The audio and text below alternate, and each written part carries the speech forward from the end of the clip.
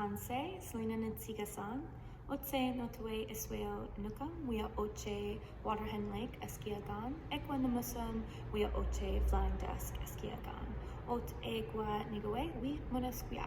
So hello everyone, my name is Selina Boan, and I just introduced myself in Hewewen, the Cree language.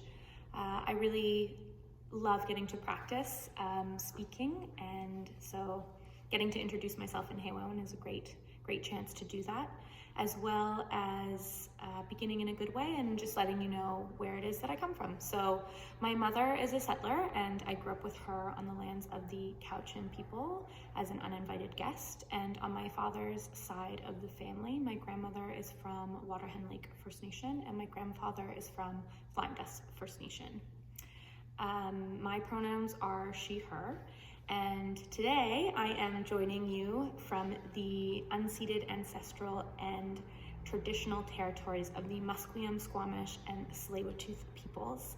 It is absolutely beautiful here right now. The blossoms are out, the sun has been shining, and I'm just feeling so grateful to be on these lands. So before I begin my reading, I just wanted to express how grateful I am to be reading for VERSeFest, and so thankful to Monty for inviting me to read. VERSeFest was the very first poetry reading that I ever read at as a baby poet. It was the first time I'd ever been paid. I read with Inwards Magazine and Press, and I got to stand at a podium and read from a microphone, and it was really special and a really exciting moment. And so to get the chance to read here today with all of you folks for VERSeFest feels like things are coming full circle.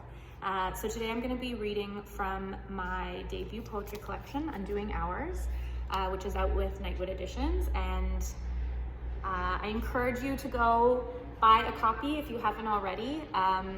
You can request it from your local bookstore or buy it directly from Nightwood, especially because we unfortunately can't gather in person right now with community. Buying books is a really wonderful way to support artists.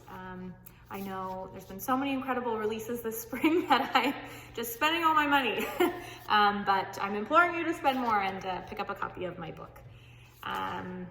Okay, so I'm gonna dive into it, give you some poems from the book and some teasers, and encourage you to get the collection. So the first poem that I'm going to read is called Ongoing Conversations with My Acne. This poem is part of a series of poems in the book, and it's kind of like my love letter, or like my ode to acne.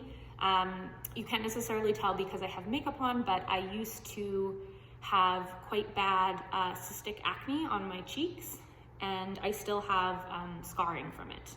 And so this poem was inspired by my acne.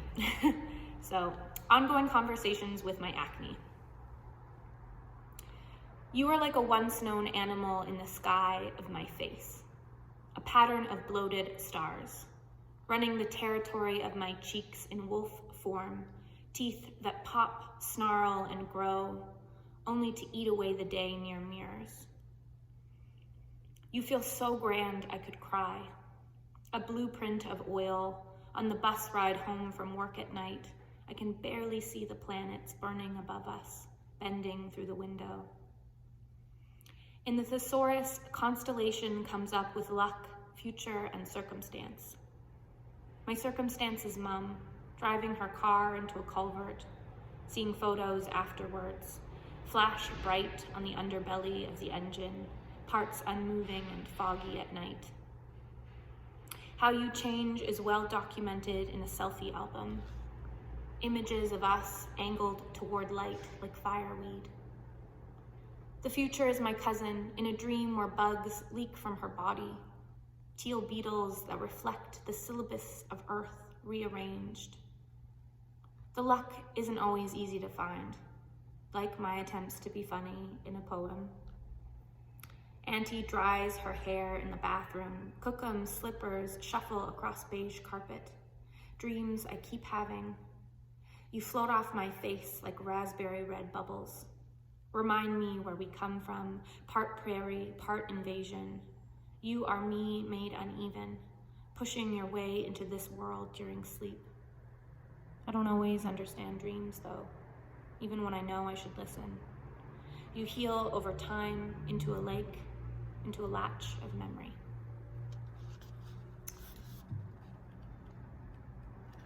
And the next poem I'm going to read is called My Mother's Oracle Card Said. And this poem was inspired by a note that I took when I was visiting my mom. I came across these oracle cards that she had on one of her shelves that you pick, and they give you sort of like advice or a positive affirmation. And one I picked on a particular day just seemed, it kind of made me laugh, but it also seemed very fitting for the emotional place that I was in at that time. And so I came across this note later and wrote this poem. My mother's oracle card said, the answer is simple. Take your mess, bless it, and start over. Bacon fat in a tin, I spend mornings alone, eating the dead in strips. Sleeveless girl with the eyes of my cookum. I leak the moon, hair greasy from sleep, placing sticky notes onto the objects I'm learning to name. Sasa pasagan, frying pan. Tagasagan, fridge. Wasinagan, window. Summer this year is me smacking my mouth up against lessons, the bite and roll and cry of it. A shot of black each morning, a three-legged dog on my mother's porch, ears like sharpened moons turning. Does fire have a sound before it happens? This afternoon I cried over a locked jar, a wet towel bundled under the sink.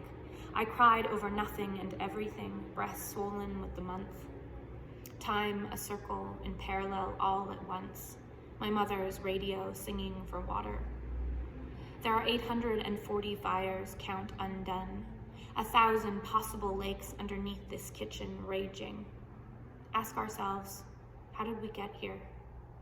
I'll keep sticking notes to the Wasinagan till I learn. Body bleeding kisses for no one but the ground and my grandmother's.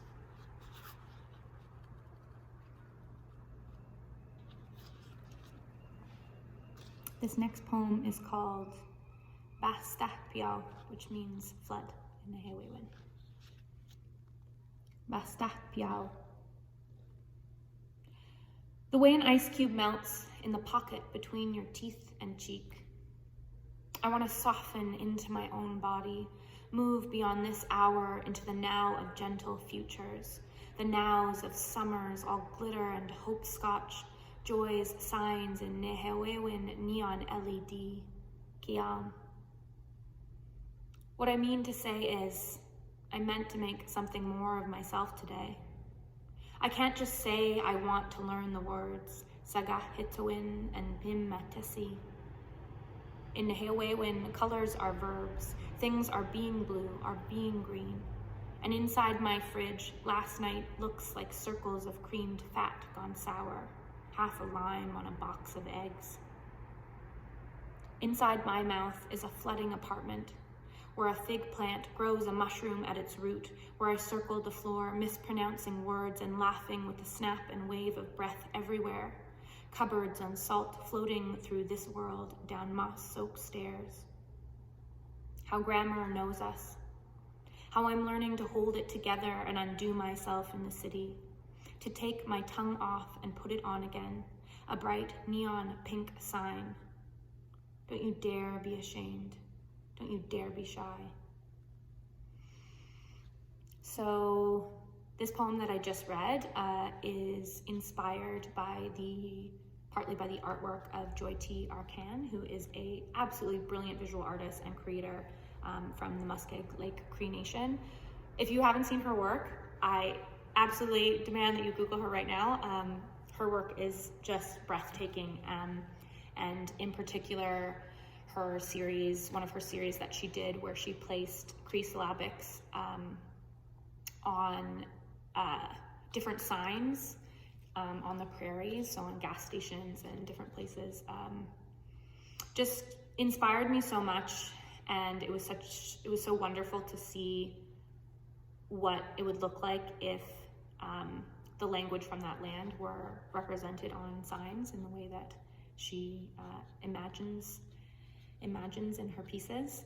And so the final lines of the poem, "Don't you dare be ashamed, don't you dare be shy," is actually it's my translation of a piece that she did called Egwia Nehwepesi. And I feel just so grateful to her and her work, and go check her out. All right, so the final poem that I'm going to share with you is called Ongoing Conversations with Nite, which Nite in Nehewewin means my heart. Also in the poem, I say the word Mite, which means your heart. And this poem actually is the final poem in the collection. And it begins with a epigraph by the iconic Leanne Bettis-Smoke Simpson. And the epigraph goes like this. Listen for the hesitant beat. Sit at the edge of the woods. Shapeshift around the defense. Ban the word should. Ongoing Conversations with Nite.